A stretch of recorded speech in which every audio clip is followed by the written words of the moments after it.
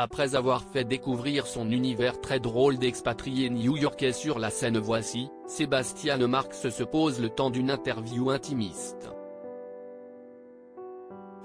Une occasion rêvée pour connaître un peu mieux le stand-upper. On est bien là, titre du spectacle de Sebastian Marx, est aussi une phrase d'accroche idéale pour résumer notre rencontre avec ce New-Yorkais d'origine. Après avoir fait rire le public de la scène, voici, l'artiste se dévoile auprès de notre journaliste. Une façon d'apprendre que c'est par amour que Sebastian est arrivé en France. Je me suis dit que ça pourrait être drôle de faire du stand-up dans une autre langue. Quand je suis arrivé, je ne parlais pas français.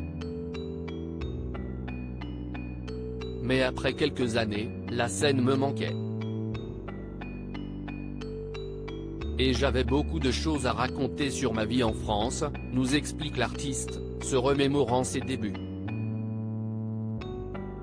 L'Américain n'a pas mis longtemps à se dire que ses meilleures vannes pourraient se baser sur ses comparaisons entre son pays de naissance et son pays d'adoption, après tant d'années d'observation. Forcément, la façon d'utiliser la langue française m'a frappé, l'éthique de langage. Les Français adorent dire des mots qui ne veulent rien dire, partage Sebastian Marx.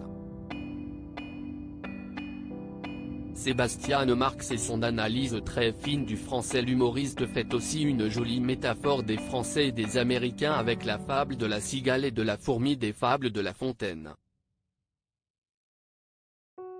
Je viens d'un pays de fourmis, où tu dois planifier, vu qu'il n'y a pas sécurité sociale. J'ai des amis qui économisent déjà pour la fac de leurs enfants. Et ils n'en ont pas encore, déclare-t-il.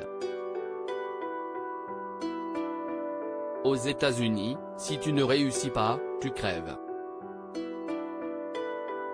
Alors qu'en France, si est un pays de cigales.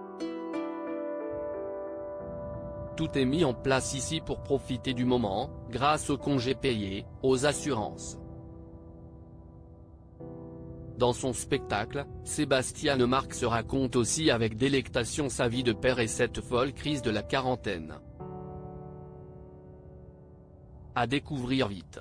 Sebastian Marx est actuellement au Petit Palais des Glaces, Paris, puis en tournée.